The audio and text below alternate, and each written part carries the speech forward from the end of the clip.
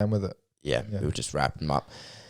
Anyway, we also got to point out that next week we also got a killer headline. We've got the Korean Zombie versus Dan Ige. Now, here's where I think this is going to be interesting, because the Korean Zombie will be tested because he's up against Dan Ige, who's fucking smashing it lately. He's done very, very He's well. done so well since his loss.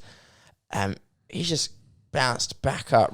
And I honestly believe that Dan Ige, he might need it. Well, he will definitely need to focus a lot less on his chin. Okay, he need to focus a lot more on maybe try and slip in his punches.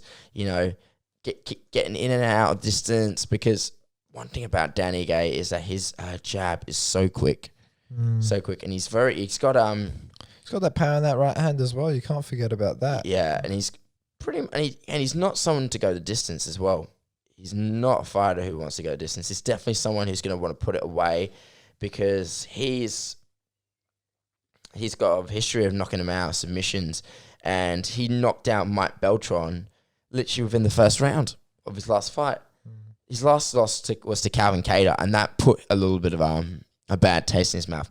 And since then, he's gone up. The reason why he put a bad taste in his mouth is because he was on a 7-fight winning streak before his loss to Calvin Kattar. So that's what I think. And still a very young combatant as well, 29 years old. Yeah. Compared to Chan Sung Jung, he's a good bit older, I think. Yeah. I think Chan Sung Jung he's got to be 34 or something. 34, he is yeah, 34. correct. He is. Okay, yeah. So. But here's the issue. Here's one thing. I would like to see how Dan Ige goes on the ground against Korean Zombie, because let's not forget, TKZ was he was the first person to pull off a twister inside the UFC, and that sort of solidified one of his status. And he also got to admit, he's also coming off a loss to Brian Ortega.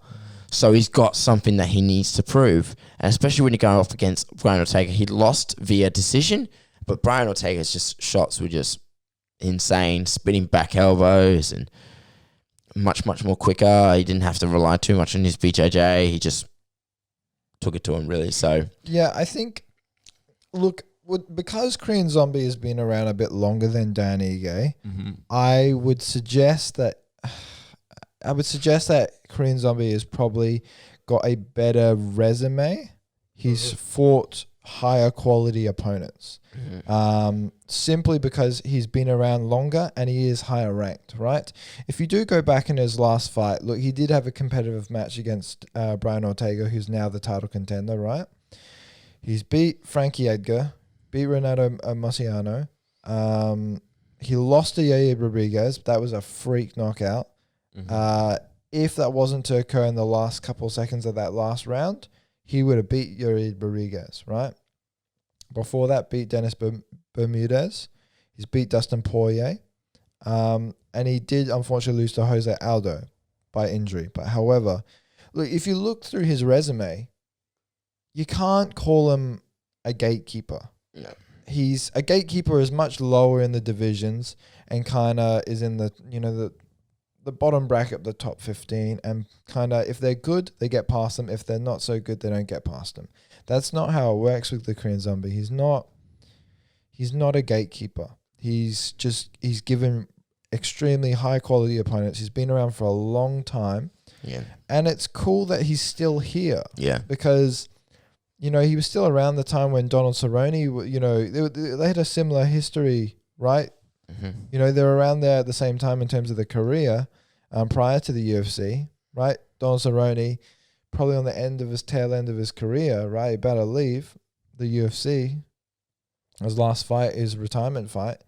And we've got the Korean Zombie. He's still, number 4 in the rankings? Yeah. It's insane. Yeah. It's very, very cool. It goes to show how well-rounded he is. Look, I do pick Dan Ige in this fight just because he's younger. He's maybe accumulated a little bit less damage. But let's not say that Korean Zombie doesn't have a chance in this fight. These 5 rounders definitely transition very well to Korean Zombies. Yeah. he's probably one of the most well-rounded people in the featherweight division. Yep. He's got cardio. He's got a chin and a half, except for those freak knockout, the freak knockout by Yair Rodriguez. He's fought in WEC, Pancrase. He's fought in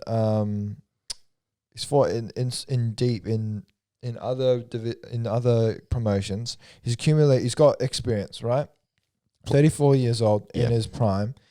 He's got black belt in Brazilian Jiu-Jitsu. He's got a black belt in like Taekwondo. He's won multiple Taekwondo tournaments as well. I'll just bring up here. Yep. Black belt, 3rd degree black belt in Hapkido. 2nd dan black belt in Taekwondo. Black belt in Judo. Brown belt in Brazilian Jiu-Jitsu. Okay, there you go. Well-rounded, dude. That's to have that amount of qualifications under your belt. 34 years old. I just want to point out something real quick. Then brought that up. Brandon Moreno got his black belt after submitting Figueiredo. Oh, did he? Yeah. Oh, very cool. And also, I got a feeling if Chan Sung Jung submits, Dan Ige will win. I reckon he'll probably get his black belt too, or come close. Yeah, it's tough. It's tough for me. It's such a. It's very tough for me. It's super tough. I think Chan Sung Jung is going to make this an absolute war for Dan Ige. It will mainly be a test of maybe Dan Ige's power, because as of late, Dan Ige is just, I don't know what's been going on. He's got a little bit more pop in his shots, but he's doing very, very well. It's just Dan Ige is a bit younger, and I always like to favor sometimes a little bit the younger fighter. That's the MMA just evolves so quickly, especially in the highest elite MMA promotions like the UFC. It's very, very difficult for me, to be honest. Yeah. I'm changing my pick. Who are you gonna go with? Go Korean Zombie again. By submission or decision? I reckon decision. I reckon I'm gonna go Dan Ige by submission. Sorry, decision. Decision as well? Yeah. I just don't see this fight being a knockout. I see it being a submission win or a decision win. That's what I can say. Yeah, I'm changing my opinion. It's Korean Zombie. I reckon I'm going for. It's so hard not to go for my South Korean fight.